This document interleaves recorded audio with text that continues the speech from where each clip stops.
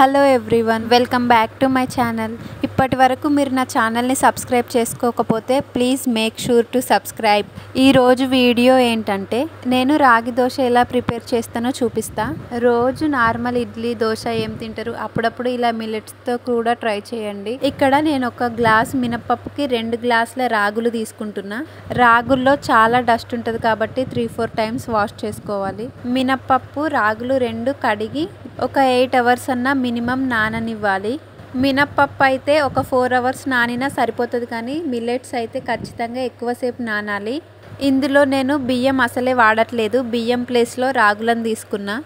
ఎట్లయినా లంచ్లోకి రైసే తింటాం కాబట్టి బ్రేక్ఫాస్ట్లో కూడా రైస్ ఎందుకని ఇక్కడ మిల్లెట్స్తో చేస్తున్నా.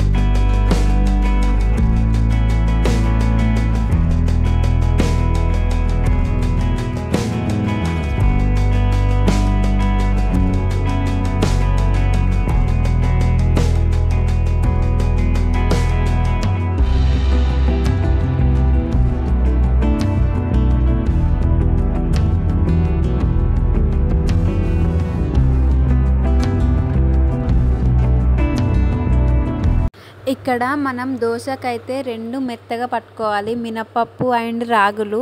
ఒకవేళ ఇడ్లీ చేసుకున్నట్టయితే మినపప్పుని కొంచెం సాఫ్ట్గా మెత్తగా పట్టుకొని రాగులను మాత్రం బరకగా పట్టుకోవాలి.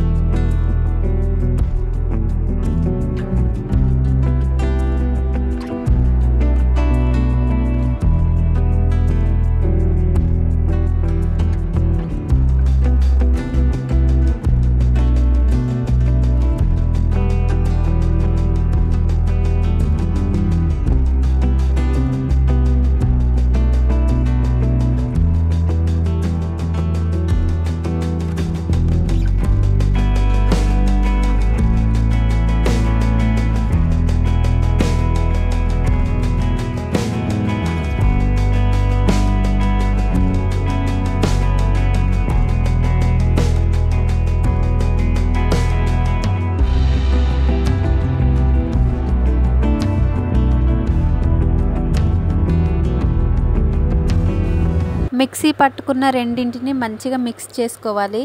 మిక్సీ పట్టుకున్న తర్వాత అప్పటికప్పుడైనా రాగి దోశలు వేసుకోవచ్చు, లేకపోతే ఫర్మెంట్ చేసుకొని మార్నింగ్ అయినా వేసుకోవచ్చు. ఫర్మెంట్ చేస్తే మంచిదని ఇక్కడ నేను ఫర్మెంట్ చేసిన పిండితోనే రాగి దోశలు వేస్తున్నా. మనం నైటే మిక్సీ పట్టి పెడతాం కాబట్టి మార్నింగ్ లేచేసరికి మంచిగా ఫర్మెంట్ అవుతుంది.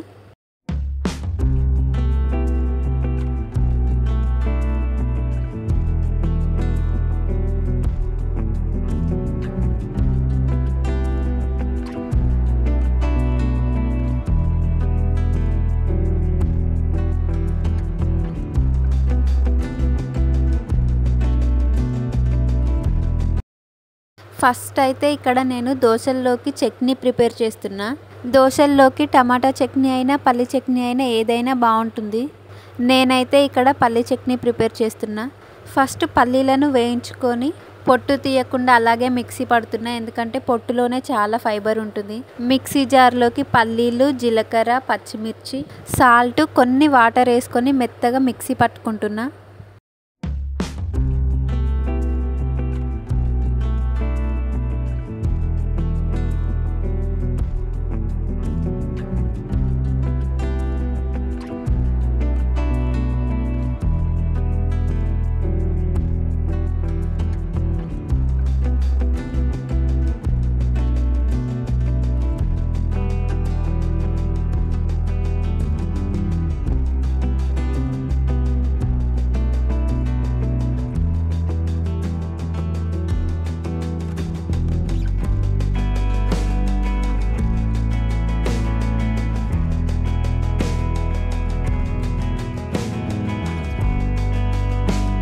తర్వాత ఇక్కడ చట్నీలోకి పోపు ప్రిపేర్ చేస్తున్నా.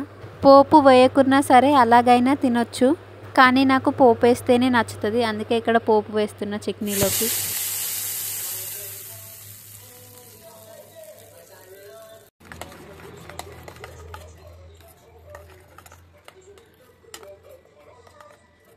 ఇక్కడ దోశల కోసం మనకు కావాల్సినంత పిండి తీసుకొని మిగతాది పక్కన పెట్టుకుందాం.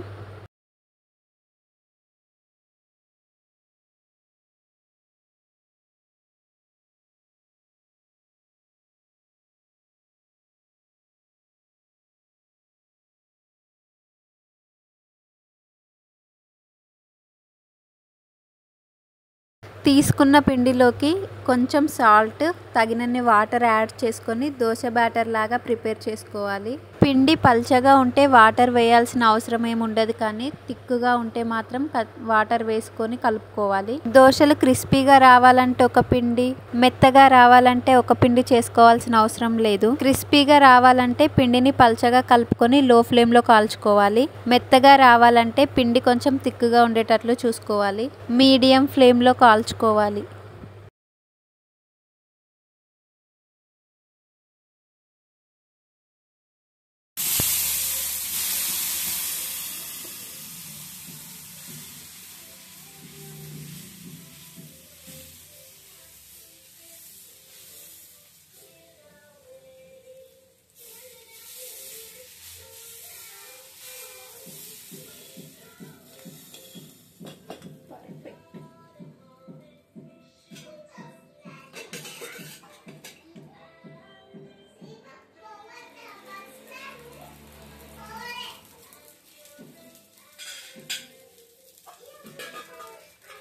దోశ మంచిగా కాలితే మనకి ఇలా తెలిసిపోతుంది, చుట్టూ ఇట్లా పైకి లేస్తుంది అన్నట్టు.